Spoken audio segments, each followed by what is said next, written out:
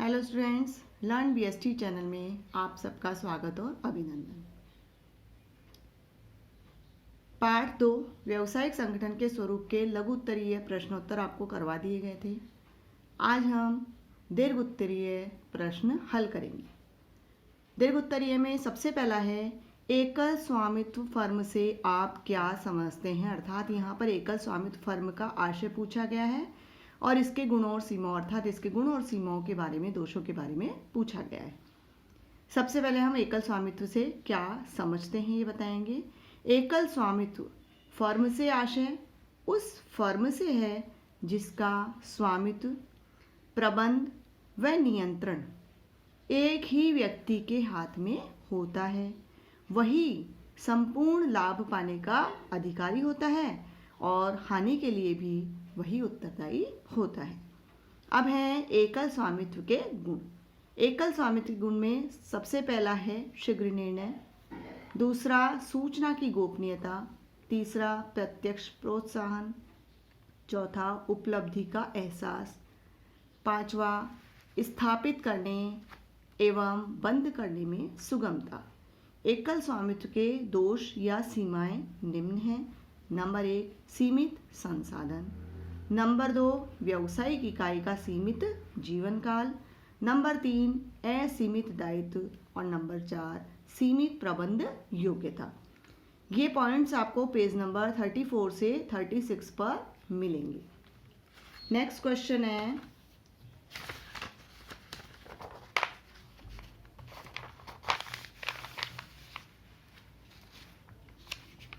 साझेदारी के विभिन्न प्रकारों में व्यावसायिक स्वामित्व तुलनात्मक रूप से लोकप्रिय क्यों नहीं है।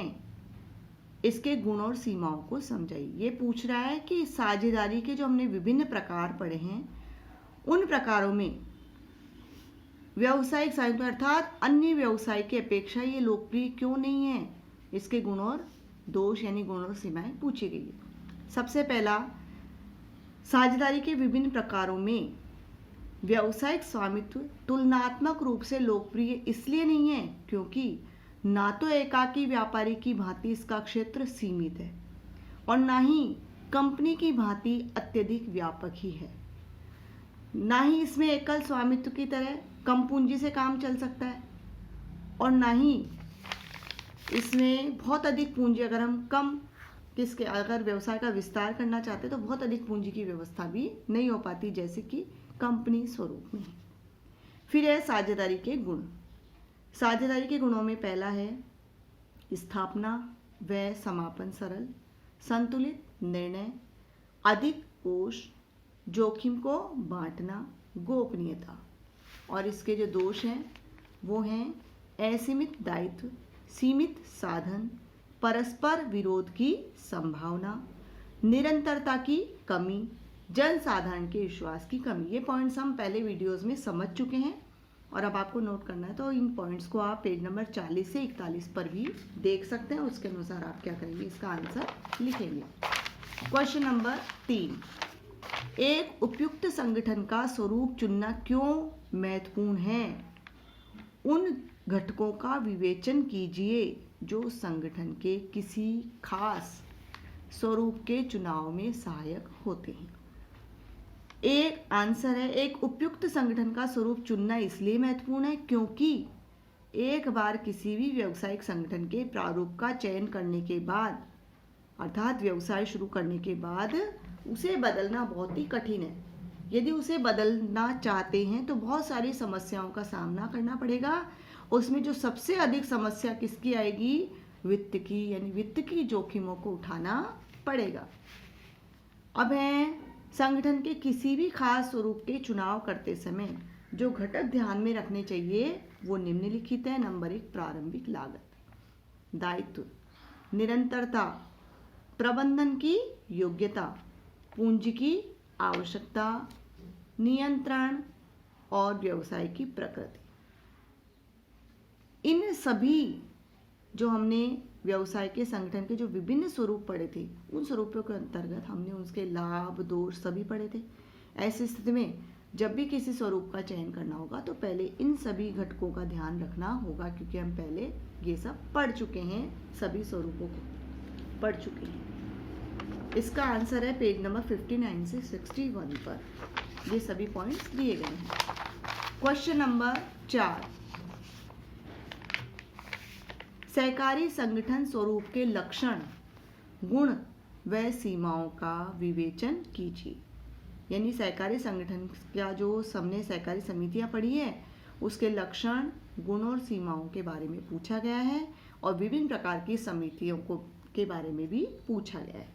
सबसे पहला, सहकारी संगठन क्या है? सहकारी संगठन उन व्यक्तियों का एक संगठन है जो अपने आर्थिक हितों की रक्षा के लिए स्वेच्छा से समानता व परस्पर सहायता के आधार पर कार्य करते हैं।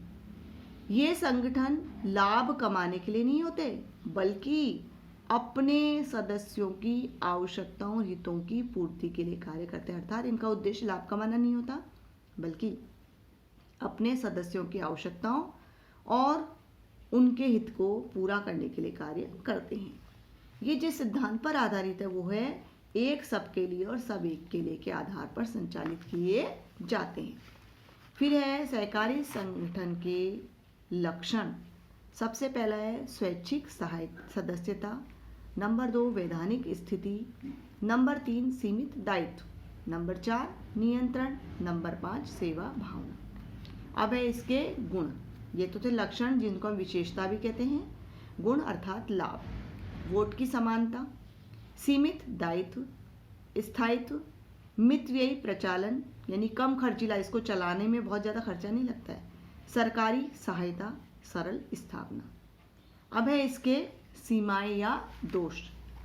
नंबर 1 सीमित संसाधन, नंबर 2 अक्षम प्रबंधन, नंबर 3 गोपनीयता की कमी, नंबर 4 सरकारी नियंत्रण, नंबर 5 विचारों की भिन्नता। ये पेज नंबर 46 से 48 पर आपको मिलेंगे। अब आगे हम पढ़ेंगे सहकारी समितियों के प्रकार। तो सहकारी समितियों के हमने 5 प्रकार पढ़े थे। नंबर 1 उपभोक्ता सहकारी समिति, नंबर 2 उत्पादक सहकारी समितियां, नंबर 3 विपणन सहकारी समितियां, नंबर 4 किसान सहकारी समितियां, नंबर 5 सहकारी ऋण समितियां। ये पेज नंबर 49 से 50 पर आपको मिलेंगी। नेक्स्ट है एक संयुक्त हिंदू परिवार व्यवसाय व साझेदारी में अंतर कीजिए। यानी यहाँ पर संयुक्त हिंदू परिवार व्यवसाय और साझेदारी में अंतर पूछा गया है। हमेशा जब भी अंतर पूछा जाता है हमें टेबल के अंदर ही अंतर दिया जाना चाहिए, उसी से आंसर सटीक बैठता है। इसके लिए हम 3 कॉलम बनाएंगे। सबसे पहला अंतर का आधार, दूसरा कॉलम संयुक्त हिंदू परिवार व्यवसाय का और तीसरा साझेदारी। अंतर के आधार में नंबर 1 निर्माण। संयुक्त हिंदू परिवार व्यवसाय के पंजीयन की आवश्यकता ही नहीं होती, जबकि साझेदारी में पंजीयन ऐच्छिक होता है, यानी चाहे तो करा सकते नहीं तो नहीं। दूसरा स्थापना। संयुक्त हिंदू परिवार व्यवसाय की स्थापना सरल होती है और साझेदारी की स्थापना भी सरल, ये इससे थोड़ी सी तो टिपिकल होती है लेकिन वैसे सरल होती है। नेक्स्ट सदस्य। इसके सदस्य परिवार के सदस्य ही होते हैं, यानी कोई बाहर से पैसा नहीं लगाता है। कम से कम 2 लोग होते हैं, यानी परिवार में कम से कम 2 लोग होने चाहिए और अधिकतम की तो कोई लिमिटेशन ही नहीं है, सीमाएं नहीं। जितने परिवार में सदस्य होंगे उस जॉइंट फैमिली में उतने सभी के सभी इसके क्या होते हैं सदस्य, इसलिए अधिकतम की कोई सीमा नहीं है। नेक्स्ट इसकी स्थापना हेतु यानी साझेदारी की स्थापना के लिए कम से कम 2 लोगों की आवश्यकता, 2 सदस्यों की आवश्यकता होती है और अधिकतम होते हैं 50। पूंजी। संयुक्त हिंदू परिवार व्यवसाय के लिए जो पूंजी होती है वो होती है पूर्वजों की संपत्ति, जिसको हम पैतृक संपत्ति कहते हैं, वही इसकी पूंजी होती है। साझेदारी में पूंजी सीमित होती है परंतु एकल स्वामित्व से अधिक होती है। दायित्व।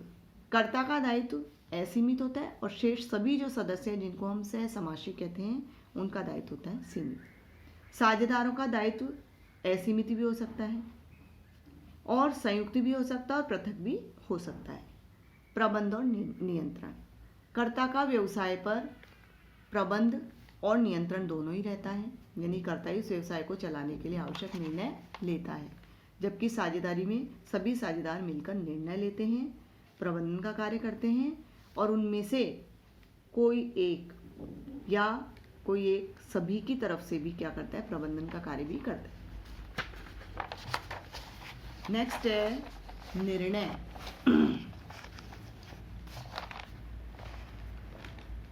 संयुक्त हिंदू परिवार व्यवसाय में शीघ्र निर्णय लिए जा सकते हैं, क्योंकि निर्णय लेने वाले एक अकेला व्यक्ति कौन होता है, कर्ता, इसलिए निर्णय लेना भी क्या होता है, शीघ्रता से लिए जा सकते हैं।